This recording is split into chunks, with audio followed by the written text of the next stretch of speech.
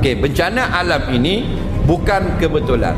Allah jadikan sampai ribu-ribu mati, ribu-ribu hangus, ribu-ribu tenggelam dalam bumi, sama ada namanya gempa bumi, sama ada namanya tsunami, sama adanya ribut taupan dan sebagainya, banjir-banjir besar. Nah, semuanya ini bersyarat. Syaratnya mestilah berlaku maksiat secara luas. Syarat kedua, orang-orang beriman diam, tidak mencegah. Bila dah sudah kita yang baik-baik tidak cegah, Allah akan membinasakan, yakni menjadikan bencana, menyebabkan amah dan khasah. Orang khasah memang kena dah, orang pelaku maksiat. Amah, orang awam kena juga. Tok Imam, Tok Bilal mati juga. Daripada mana? Daripada sebab jahat kita sendiri.